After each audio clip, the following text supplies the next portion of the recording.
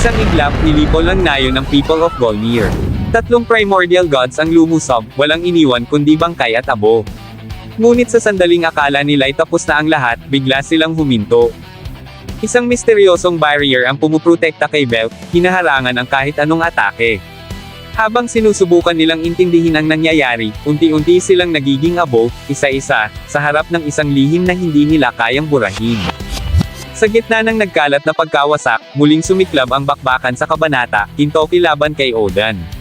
Tinamaan na si Kintoki, ngayon, ano ang gagawin niya sa harap ng ganitong kritikal na sitwasyon?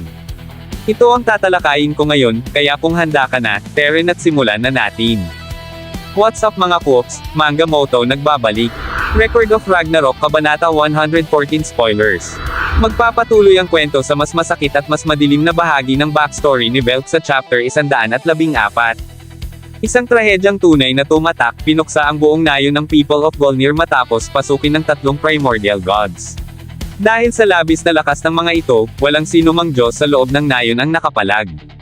Isa itong malinaw na patunay kung gaano kalaki ang agwat ng kapangyarihan ng primordial gods kumpara sa mga ordinaryong god, isang one-sided massacre na walang awa. Ngunit sa gitna ng ganap na pagkawasak, may isang hindi inaasahang pangyayari. Ayon sa naglabas ng leaks, habang tinatangka ng patayin si Belk, bigla na lamang siyang nabalutan ng isang matibay na barrier na pamrotekta sa kanyang katawan. Sa kabila ng matinding pinsala na kanyang tinamo, unti-unti at himalang gumaling ang kanyang mga sugat. Posibleng ang barrier at paggaling na ito ay gawa ng ilan sa kanyang mga kasama sa nayon na nag-iwan ng huling proteksyon bago sila tuluyang mapuksa, o kaya naman ay si Tatang Feldis na maaaring may inihandang kapangyarihan upang iligtas si Belk sa bingit ng kamatayan. Hindi rin maaalis ang posibilidad na ang Gungnir mismo ang kumilos, at sa hindi pa malinaw na dahilan ay pinili nitong panatilihing buhay si Belk. Sa pinaka-epic na bahagi ng kabanata, habang patuloy ang pag-uusisa ng mga primordial gods, bigla na lamang silang unti-unting naging abo. Isang matinding irony, sila na gustong pumatay kay Belk upang burahin ang lahat ng may alam sa tunay na kasaysayan ang siya pang naunang namatay. Makikita sa kanilang huling sandali ang panghihinayang, na bigo silang tapusin ang misyon. Isang malinaw na indikasyon na kahit ang mga primordial gods ay hindi ligtas sa mas mataas na batas o kaparusahan ng kalangitan. Samantala, ang nakaligtas na si Belk ay naiwan sa gitna ng lungkot at alaala. Bumalik sa kanya ang masayang panahon kasama ang kanyang paboritong ama-amaang si Tatang Feldis. Ngunit mas lalong bumigat ang kanyang dibdib nang maalala na noong sinubukan niyang sabihin sa mga gods ang katotohanan ng nakaraan, wala ni isa ang naniwala sa kanya. Tinuwanan, binaliwala, at hindi sineseryoso, hanggang sa halos masira ang kanyang katinoan. Dito nagsimula ang tunay na pagbagsak ni Belk. Sa huli, napagpasyahan niyang hanapin ang isa sa 4 treasures of calamity, ang maalamat na espada na Gram. Ang nagtulak sa kanya sa desisyong ito ay hindi lamang ang sakit ng nakaraan, kundi ang mismong mga god na yamurak sa kanyang dignidad. Sa puntong iyon, hindi na niya layong ipakalat ang katotohanan, kundi ang ganap na pagkawasak ng lahat.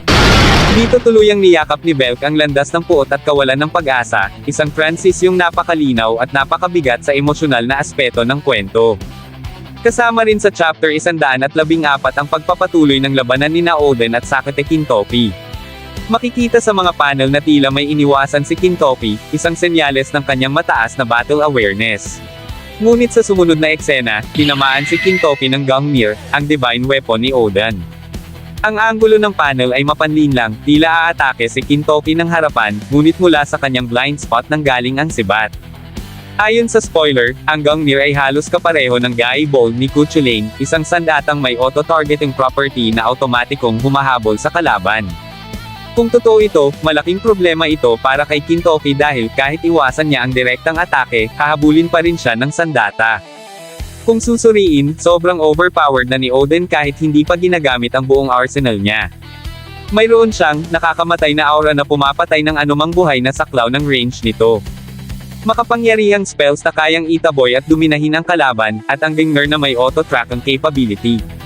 At hindi pa rito kasama ang 4 treasures of calamity na nakabaon sa kanyang katawan. Kung gagamitin pa ni Oden ang buong kapangyarihan ng 4 na iyon, halos siguradong mapipilitin si Kintoki na lumaban sa sukdulang dehado na sitwasyon. Sa kabuuan mga Koops, ang chapter 114 ay hindi lang basta aksyon, isa itong malalim na kabanata tungkol sa trauma, pagtanggi ng lipunan, at kung paano binubuo ang isang antagonist. Pinapakita nito na minsan, ang tunay na halimaw ay hindi isinilang, kundi nilikha ng mundo mismo. At dito na nagtapos, alam kong bitin ka sa kwentuhan natin, kaya sorry na agad. Shoutout po muna kina